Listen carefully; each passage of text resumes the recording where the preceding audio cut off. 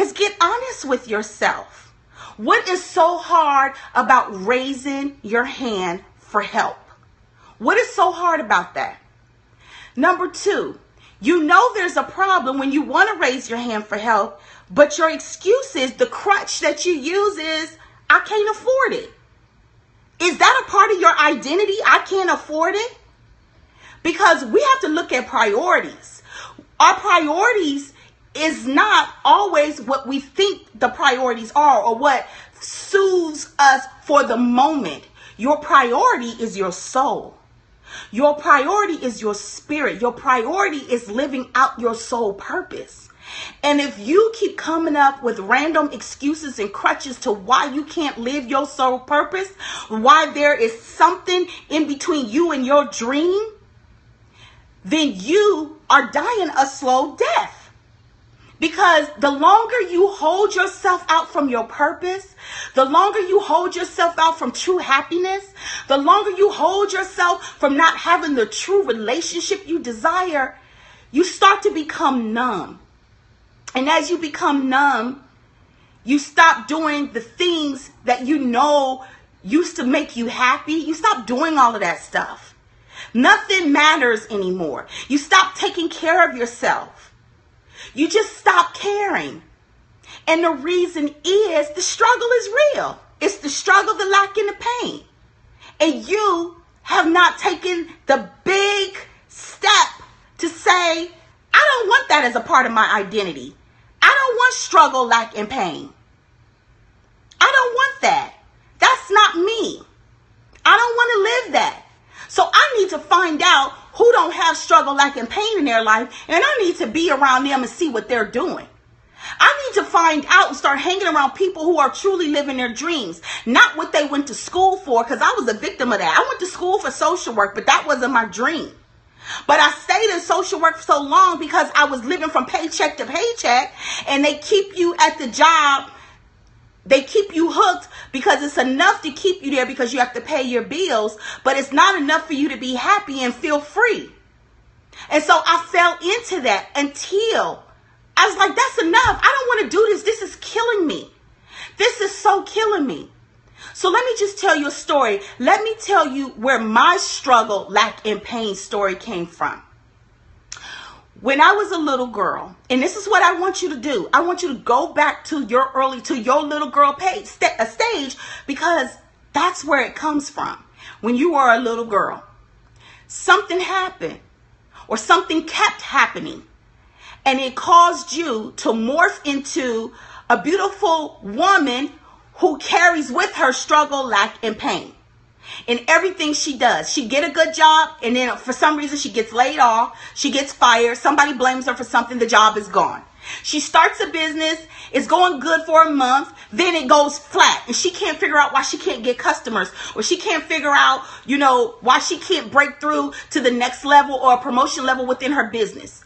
She gets in a relationship, the relationship goes good for a month, maybe 90 days, then it goes flat. She don't even like him, or he don't like her, or it's just going in a direction that it even should not be going in. She just can't find that person that fits her soul. What's between you, that woman, and that dream, that desired dream, is the struggle, lack, and pain of that little girl who was never healed. So let me tell you my story. When I was a little girl, God, there's so many of these stories, but I'm just going to pick this one, especially when it comes to my finances. So when I was a little girl, I was just so brilliant, just brilliant, just like I am now. I was brilliant. And I was very mature for my age. So at 8 years old, I remember all the time I used to ask my mom, can we have this? Can we get this? And we lived in the projects, and she said, no, I can't afford it. Money don't grow off trees. No, I'm struggling. I don't have a job. I got to wait on my welfare check. Your daddy didn't send any child support. All this story around money.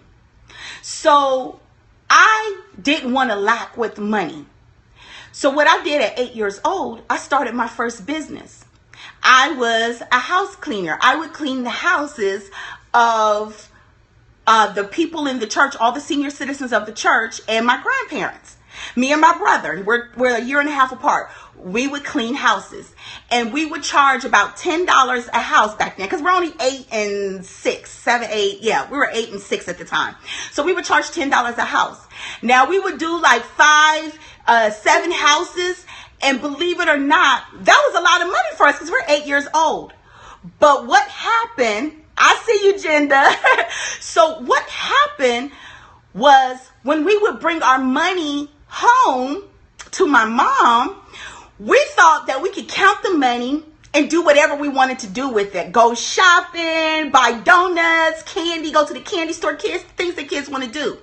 But what my mom would do is she would take our money and say, this is payback because I take care of y'all, because I pay the rent, because I keep a roof over your head, because I feed you. This ain't free. So this is payback. So she would keep doing that and doing that. In essence, she was pimping us out. So what I learned was, when I go and make money, I can't keep the money because I have all these obligations that I'm in debt to. Because my mom taught me that someone will always steal my money. Something or someone will always steal my money.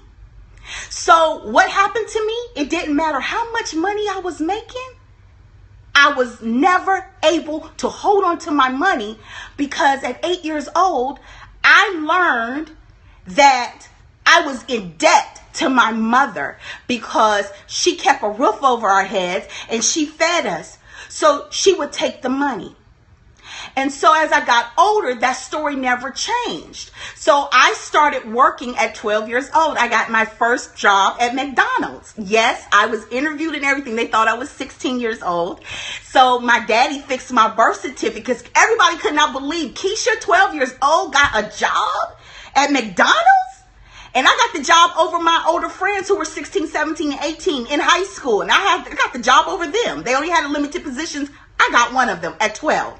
So my daddy fixed my birth certificate so I could work at McDonald's. And so I was working at McDonald's as a summer job.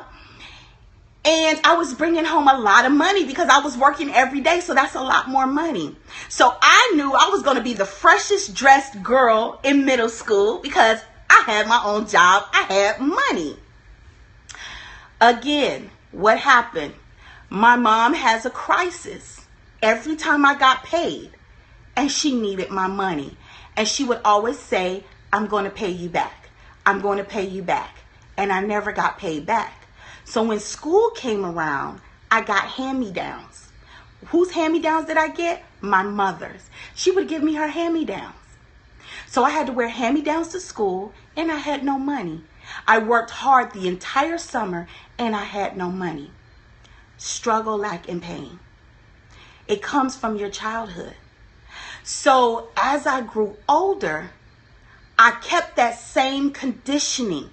It didn't matter how much money came in, $75,000 a year, $65,000. It didn't matter. I didn't have a pot to piss in or a window to throw it out of.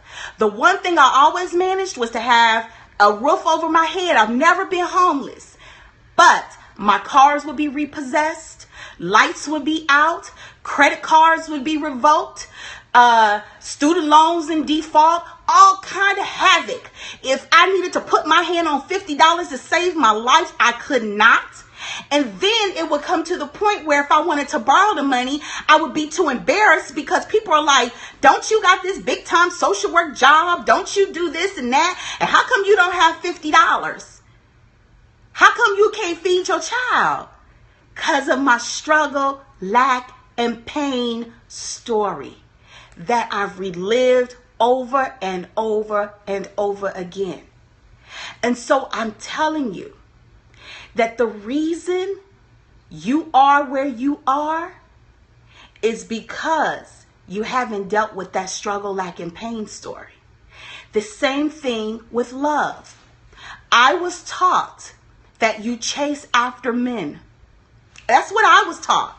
That you chase after men, not literally chase running after them, but you do everything possible to make them want you, to make them love you. Because who taught me that? My father. My father was in and out, never around. He had a whole bunch of kids everywhere. He was unstable. And every time, and back then there was no cell phones, so he would go from woman to woman to woman to woman. And so I would have to call around chasing, looking for my father, because I loved the way I felt when I was with my daddy.